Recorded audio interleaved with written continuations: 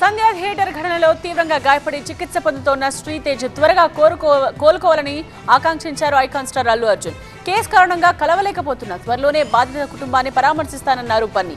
అన్ని విధాలా ఆదుకుంటారని మరోసారి హామీ ఇచ్చారు అల్లు అర్జున్.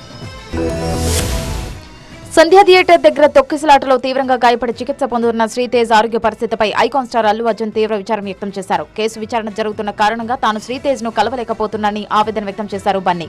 శ్రీతేజ్ ఆరోగ్య పరిస్థితి పట్ల తాను ఎంతో బాధపడుతున్నానని సోషల్ మీడియా వేదికగా తెలిపారు అల్లు అర్జున్. దురదృష్టకర ఘటనలు గాయపడిన ఆ చిన్నారి ఇప్పటికీ ఆసుపత్రిలోనే ఉండడం తనను వేదనకు గురిచేస్తోందన్నారు. బాలుడు త్వరగా కోలుకోవాలని కోరుకుంటున్నట్లు తెలిపారు. ప్రస్తుత కారణాల దృష్ట్యా శ్రీతేజ్ ని కలవలేకపోతున్నా వాళ్ళ ఇంటికి వెళ్లలేకపోతున్నారని ఆవేదన వ్యక్తం చేశారు బన్నీ.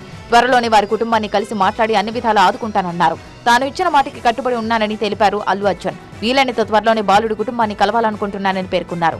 అయితే పుష్ప రిలీజ్ సందర్భంగా హైదరాబాద్ ఆర్టీసీ క్రాస్ రోడ్లోని సంధ్య థియేటర్ దగ్గర తొక్కిసలాటలో రేవతి అనే మహిళ మృతి చెందగా ఆమె కుమారుడు శ్రీతేజ్ తీవ్రంగా గాయపడి ఆసుపత్రిలో చికిత్స పొందుతున్నాడు. దీంతో బాధిత కుటుంబానికి 25 లక్షల రూపాయల సాయం చేస్తానని చెప్పాడు.